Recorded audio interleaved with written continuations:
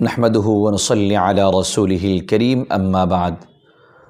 আমাদের অনেকের জানার ইচ্ছা হলো যে লাইলাতুল কদর এর ফজিলত তো আমরা জানলাম, তবে লাইলাতুল কদরটা কবে? এক্ষেত্রে আমরা সরাসরি হাদিস শরীফের মধ্যে চলে যাই। বুখারী শরীফের 1971 নম্বর হাদিসের মধ্যে আসছে, ফালতামিসুহা ফিল আশরিল আওয়াখির। রাসূলুল্লাহ সাল্লাল্লাহু আলাইহি ওয়াসাল্লাম বলেন যে তোমরা রমজানের শেষ দশকে লাইলাতুল কদর তালাশ করো। আবার 1972 নম্বর হাদিসের মধ্যে আসছে, হযরত আয়েশা সিদ্দিকা রাদিয়াল্লাহু তাআলা আনহা থেকে বর্ণিত, রাসূলুল্লাহ সাল্লাল্লাহু আলাইহি ওয়াসাল্লাম বলছেন, তাহাররাউ লাইলাতুল কদরি ফিল ভিতরি মিনাল আশরিল আওয়াখির মিন রমাদান। এই হাদিসের মধ্যে তো আরেকটু নির্ধারণ করেই দেওয়া হয়েছে। রাসূলুল্লাহ সাল্লাল্লাহু আলাইহি ওয়াসাল্লাম বলেন যে তোমরা রমজানের শেষ দশকের বেজুর রাত্রিগুলোতে লাইলাতুল কদর তালাশ করো। তো বেজুর রাত্রি কবে? 21-এর রাত, 23-এর রাত, 25-এর রাত, 27-এর রাত, 29-এর রাত।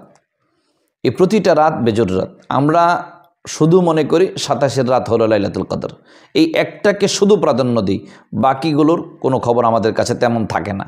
অথচ যদি লাইলাতুল কদর পেতেই হয় তাহলে আমাদেরকে শেষ দশকের পুরো সময়টাকেই, বিশেষ করে বেজুর রাত, আর যেহেতু শেষ দশকের কথাও হাদিস শরীফে আসছে, এজন্য পুরো সময়টাকে মূল্যায়ন করা আমাদের দায়িত্ব।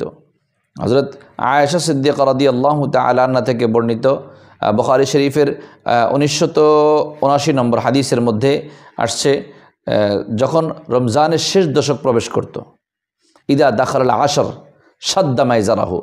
হযরত আয়েশা সিদ্দিকা রাদিয়াল্লাহু তাআলা আনহা বলেন, যখন রমজানের শেষ দশক আসতো, রাসূলুল্লাহ সাল্লাল্লাহু আলাইহি ওয়াসাল্লাম রমজানের শেষ দশকের হক আদায় করার জন্য একেবারে কোমর বেঁধে লেগে যেতেন।